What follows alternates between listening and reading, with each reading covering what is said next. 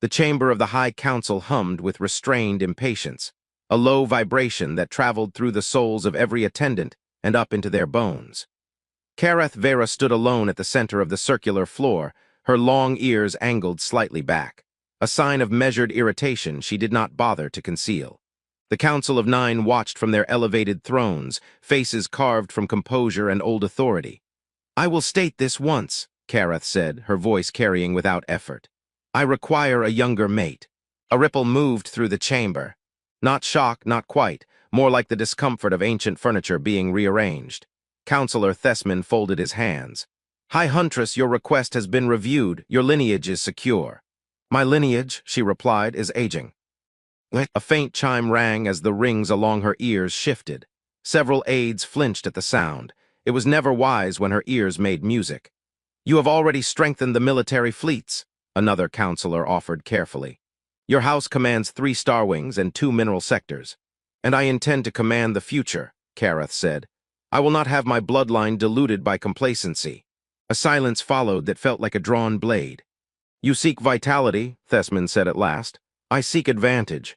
A younger attendant in the lower tiers whispered, "She seeks entertainment," and immediately regretted existing. Kareth's left ear twitched. She did not turn her head. The whisperer considered a career in agriculture. "You are experienced," Thesman ventured. Kareth smiled with polished courtesy. "You may say old, I do not fracture easily." A few counselors shifted, one coughed. Another pretended to consult a hollow slate that was clearly inactive. "Our traditions favor unions within established houses," Thesman continued. "A youthful warrior of noble standing would arrive pre-inflated with ego," Kareth interrupted. "I have no interest in raising a third husband from adolescence." A stifled laugh escaped someone in the gallery. It echoed treasonously. Her gaze swept the chamber. "I petition for a younger mate of exceptional genetic viability. I am not asking permission to desire. I am informing you of strategic necessity." "And if the council declines?" a voice asked. Kareth's ears rose slowly, elegantly, like twin blades being drawn. "You will not." The hum in the chamber deepened. No one doubted she meant it. The session recessed under the pretense of deliberation. The council withdrew behind energy-veiled partitions where their voices overlapped in urgent murmurs. "She consolidates too much power. Another heir strengthens her claim. Then weaken it."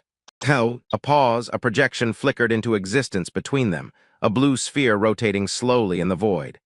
"Newly catalogued species," Thesman said. "Adaptive, volatile, genetically interesting. Primitive, resilient." The sphere zoomed inward, continents, cities, signals. "Humans," Thesman concluded. A counselor tilted his head. "You propose she mate with a developing civilization."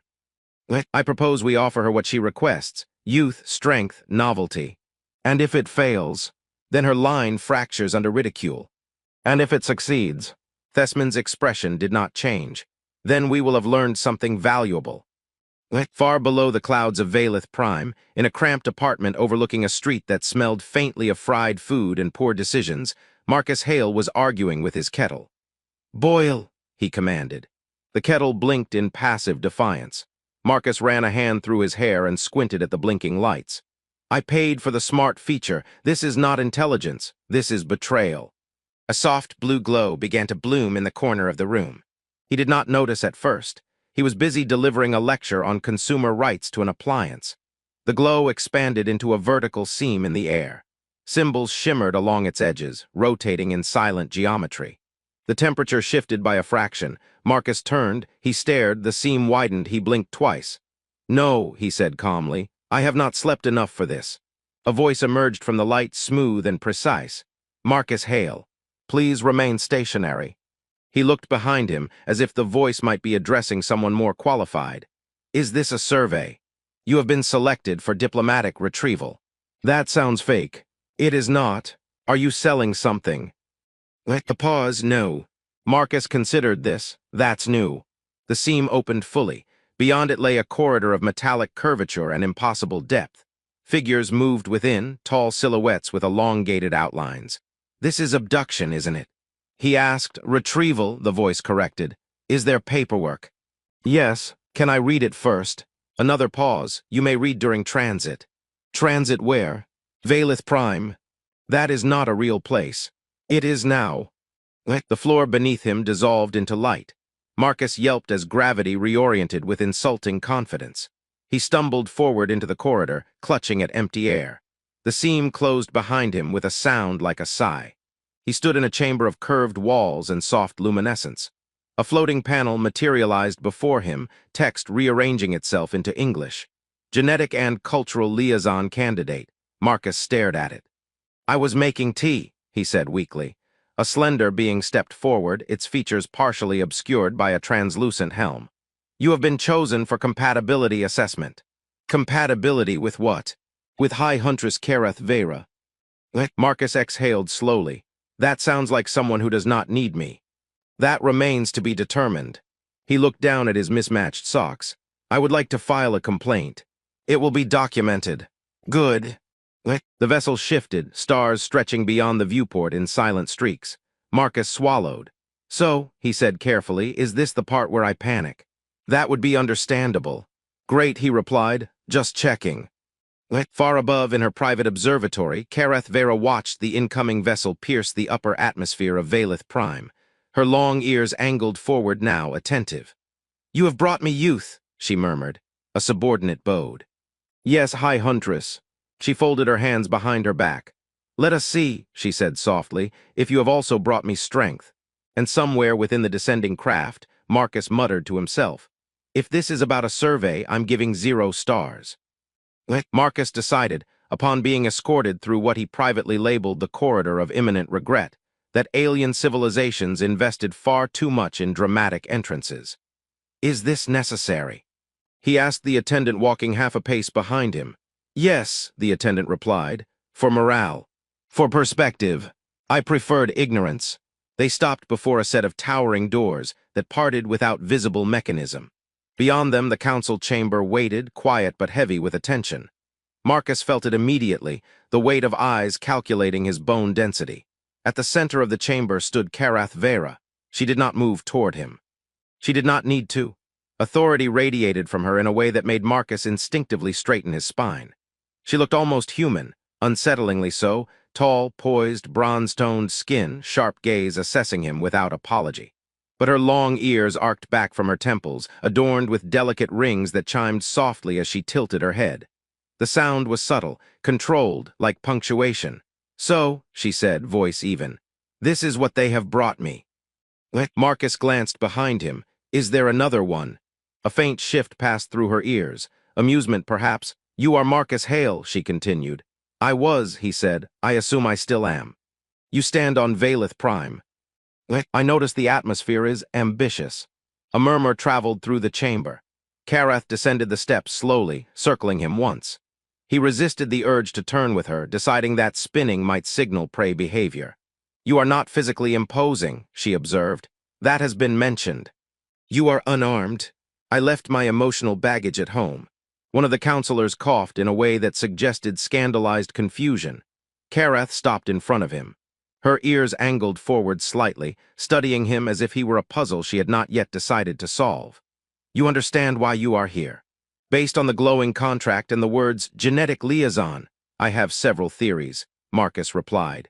None of them were on my 5-year plan. You were selected for compatibility assessment, she said. Your species demonstrates adaptive resilience. That is a polite way to say we survive bad decisions. Do you? Frequently. She studied his face as though searching for deception. You are not afraid. I am, he admitted. I just cope with sarcasm. It's a primitive human defense mechanism. Her ears flicked once. Explain. When confronted with overwhelming existential uncertainty, we make jokes. And this helps. Not objectively. A faint sound escaped her, short, almost a breath of laughter.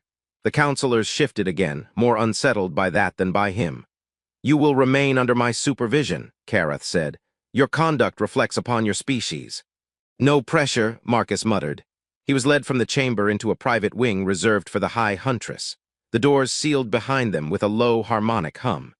You are aware, Kareth said once they were alone, that this union is not merely biological. I gathered that from the audience. The council intends this as a test. Of me, of humanity. Marcus considered this. That seems unfair. We barely passed indoor plumbing. Her gaze sharpened. If your species proves compatible, alliances may follow. Trade, military cooperation, shared knowledge. And if I fail? Her silence answered. He exhaled slowly. No pressure, he repeated. A hovering device drifted toward him, emitting a soft scanning field. Symbols flickered in the air. Kareth watched the readouts with calm intensity. Your physiology is inefficient, she said. That feels personal. Your skeletal density is lower than ours. I'm built for hugs, not war. Your neural activity is chaotic. That one I accept. The device emitted a soft tone. Data streamed across the display in spirals of light. Kareth's ears angled outward slightly. Interesting. Marcus leaned sideways, trying to read upside down. Good interesting, or we should return him immediately interesting. Adaptive markers, she murmured. Rapid cellular response, high variability. I've always been flexible, he offered. Emotionally, no, biologically, apparently. She dismissed the scanner with a gesture. It dissolved into motes of light. You were not chosen at random, she said. That's worse. Your genetic profile contains rare immunological traits. Marcus blinked. So I was abducted for my immune system. Yes, he nodded slowly. That's new. She stepped closer, studying him without hostility now. Do you resent this? Yes, he said honestly, but I also want to know why. Why what? Why me? Why not someone stronger? A soldier, a leader. Her ears lowered slightly, contemplative. Strength is not always visible. Tell that to my high school gym teacher. Another small flicker of amusement crossed her expression. A chime resonated through the chamber. A projection of the council materialized before them. High Huntress, Thesman's voice echoed. Preliminary evaluation. Kareth did not look away from Marcus. Viable. A ripple of surprise moved through the projection. We will schedule formal compatibility trials, Thesman said. Marcus raised a hand. I would like clarification on the word trials. It is a procedural term, Thesman replied. On Earth that usually precedes explosions. No explosions are scheduled, Thesman said. Scheduled, Marcus repeated faintly. The projection faded. Silence settled between them. You understand, Kareth said quietly, that they expect you to fail. Comforting. They expect me to miscalculate. Marcus met her gaze. Are you? Her ears lifted, tall and unyielding. I do not miscalculate. Good, he said, because I am extremely unqualified for interstellar politics. You underestimate yourself. I routinely underestimate myself. It's part of the charm. She studied him for a long moment, as though recalibrating an internal equation. You speak without deference. I don't know the rules yet. Most species default to submission. Most species haven't had the internet. A pause, explain. You don't want that explanation. Something shifted then, not strategy, not obligation, curiosity. You will train, Kareth said. You will learn our customs. You will represent your species with composure. I can attempt composure, Marcus replied. No promises. And Marcus, she added, voice lowering slightly. Yes. If you embarrass me before the council, I will not protect you. He swallowed, understood. A beat passed.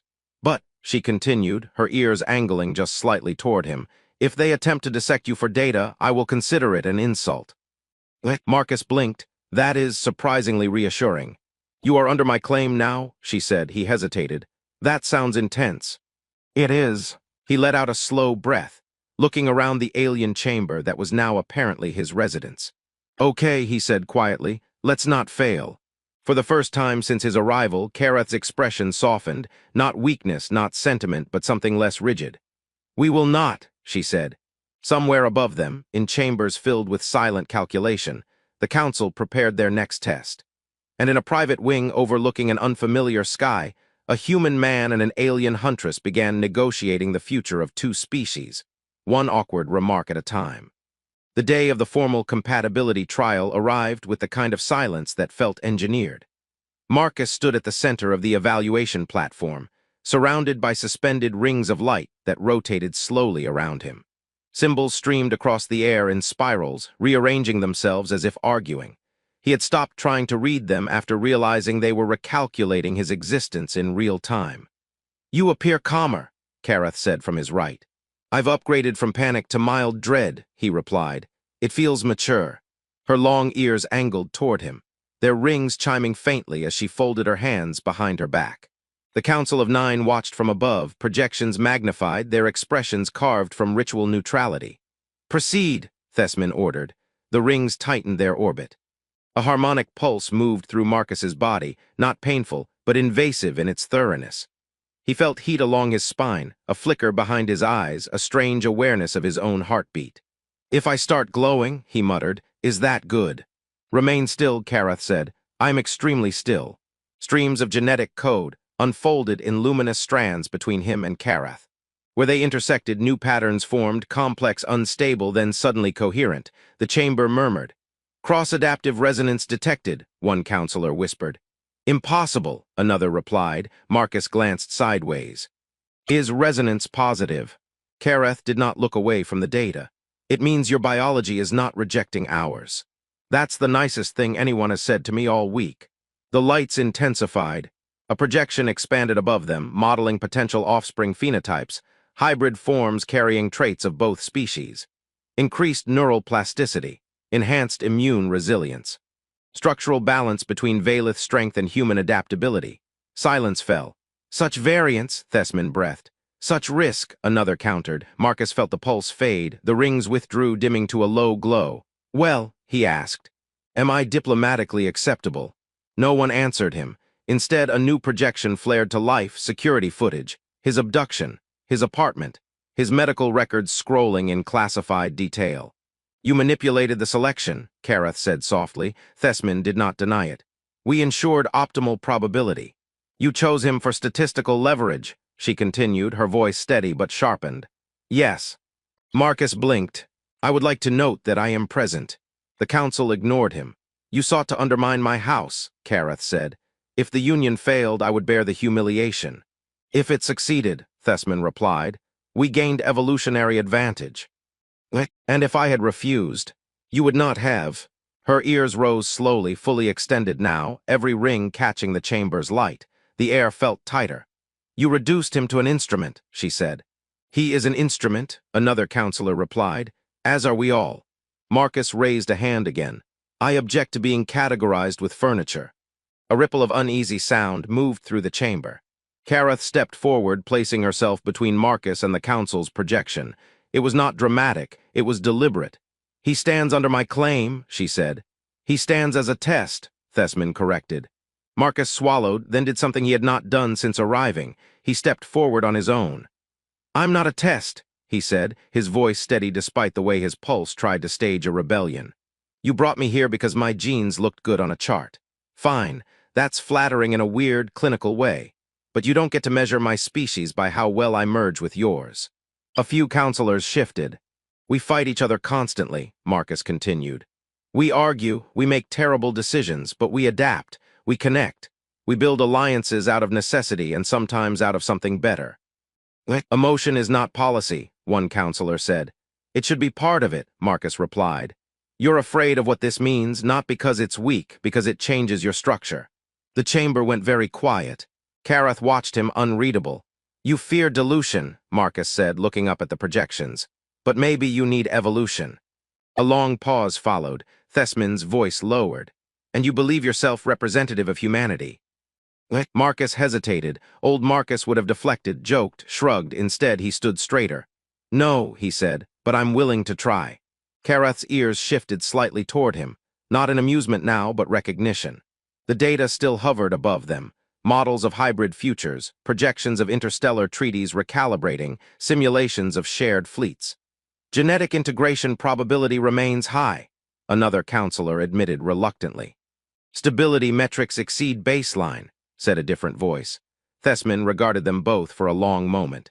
"If ratified, this union establishes formal diplomatic recognition of Earth." Marcus exhaled. "That sounds significant." "It is," Karath said quietly. "And if we decline?" Thesman asked. Karath's gaze hardened. "Then you will fracture your own future out of pride." Silence stretched thin. Finally, Thesman inclined his head. "The council ratifies the bond." The words echoed, binding and irreversible. The projections dissolved. The chamber's tension released in a slow, collective breath. Marcus blinked. "That's it. No duel, no explosion." "No explosion," Karath confirmed. "Disappointing," he muttered. She turned to him fully now. For the first time, there was no calculation in her expression. "You spoke without fear," she said. "I was terrified. You did not retreat." "I'm tired of being average," he replied softly. "If I'm here, I might as well matter." Her ears lowered slightly, not in dominance, but in something closer to respect. "You do," she said. The chamber began to empty, counselors dissolving into private corridors and quiet recalibrations. Messages were already transmitting across space. First contact protocols updating, trade algorithms unlocking, Earth's signal flagged for acknowledgement. Marcus looked up at the vaulted ceiling, at the unfamiliar sky beyond. "So what happens now?" "Now," Kareth said, stepping beside him rather than ahead, "we build something neither of our species has attempted. Interstellar marriage," he said faintly. "My mother is never going to believe this." "You will inform her. I assume I get visitation rights." A pause. "Yes," Kareth said. "We will negotiate pizza access." He laughed, the sound no longer defensive. As they walked from the chamber together, not huntress and specimen, not ruler and experiment, but partners in something untested, Marcus felt the fear settle into something steadier. Purpose, behind them, the council adjusted to a future it had tried to control and instead been forced to accept. Ahead of them waited two civilizations, no longer strangers. And for the first time since the seam of light had opened in his apartment, Marcus did not feel abducted. He felt chosen.